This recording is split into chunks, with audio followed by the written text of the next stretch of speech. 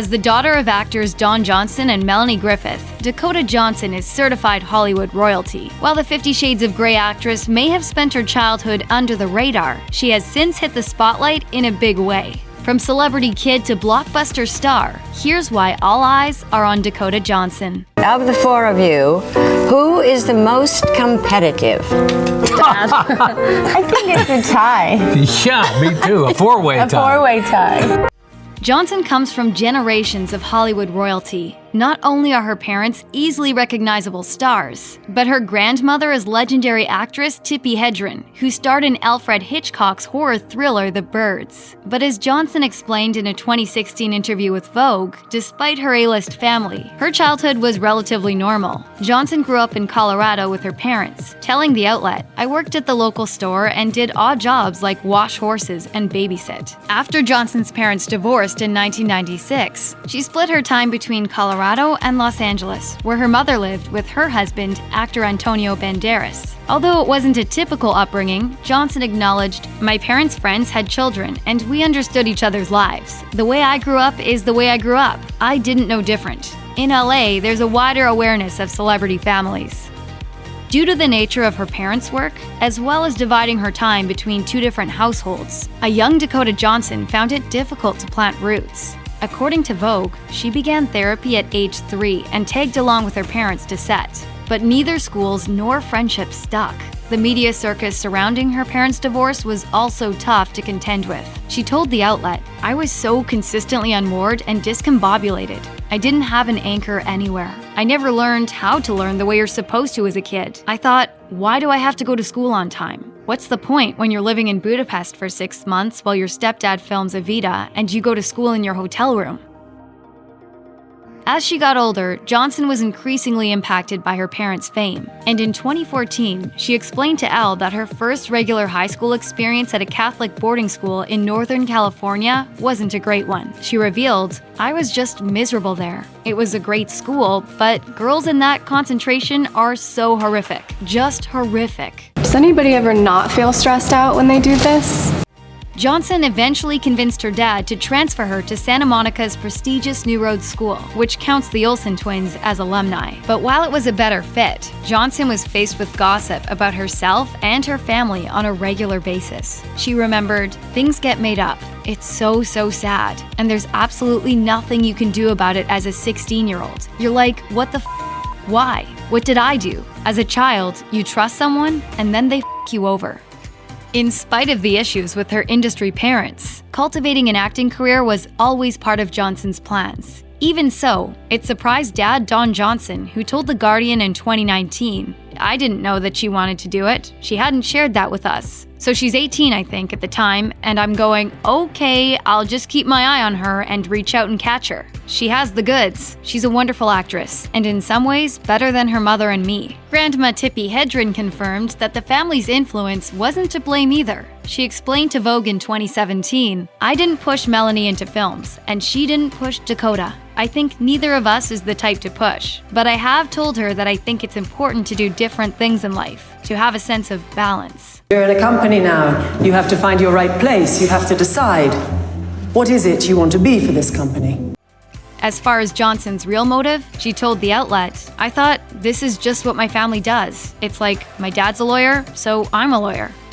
Johnson's first brush with fame found her on the world stage. With just one small role under her belt, 1999's Crazy in Alabama, the aspiring actress stepped out for one of Hollywood's biggest nights of the year as Miss Golden Globe in 2006. And according to Vogue, Johnson was actually following in her mother's footsteps. Griffith held the honor back in 1975 with just 2 uncredited roles to her name. As of 2020, the ladies remain the only mother-daughter duo in history to both serve as Miss Golden Globe.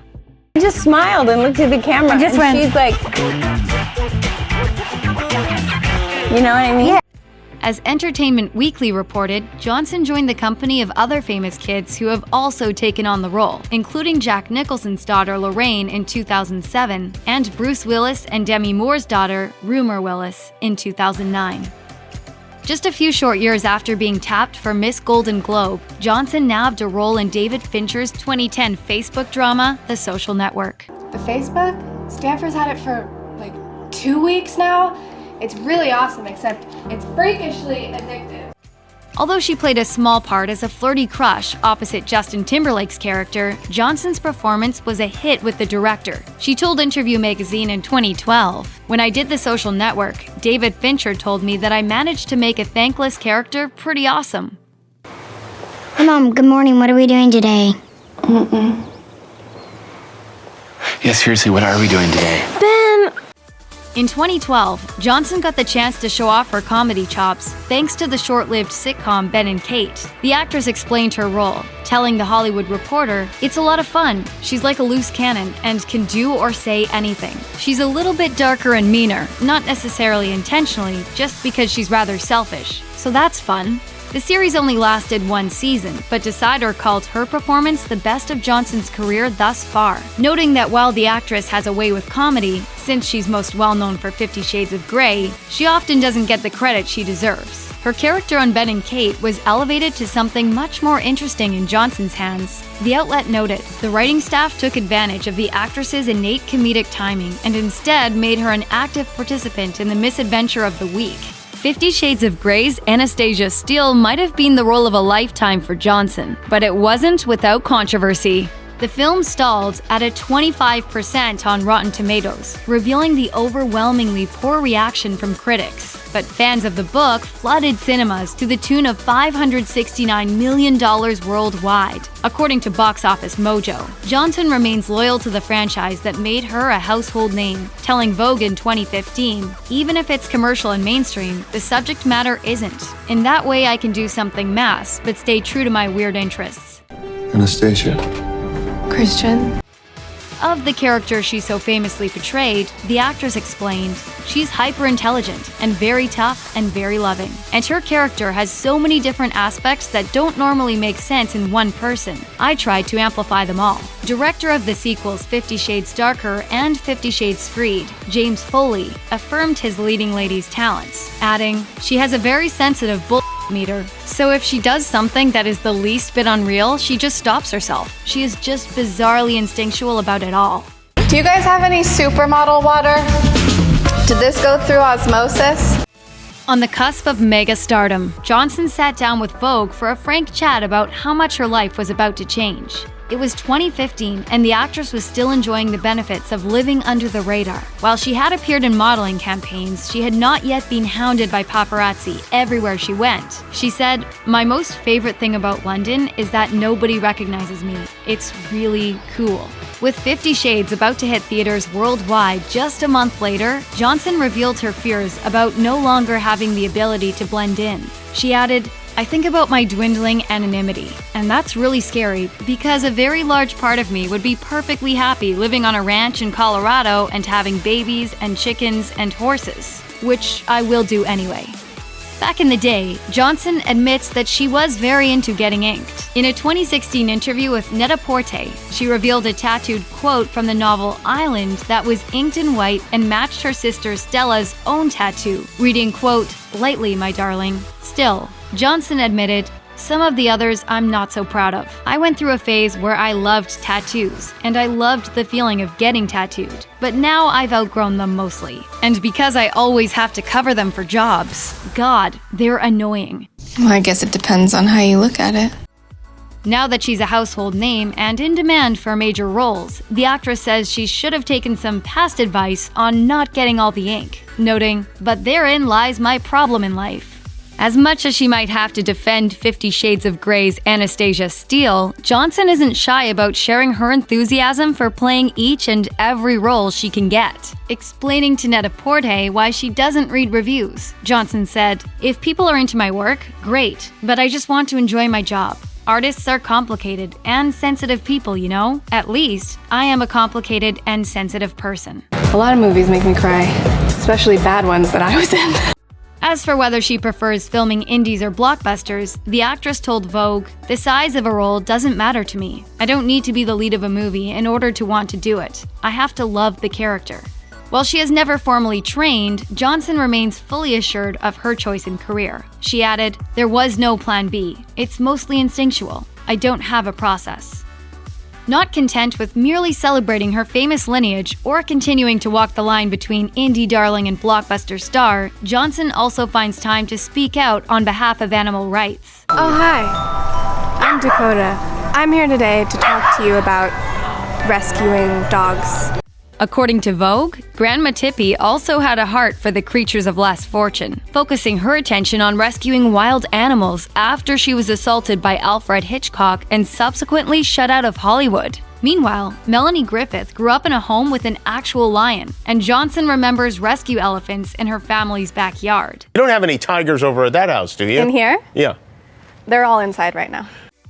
These days, Tippy's ranch still offers sanctuary to wildcats of all kinds. Johnson told Vogue, "My grandmother is one of the most extraordinary women in the world. She's more quick-witted and wise than anyone I know. She still walks around the reserve at night and checks the tigers."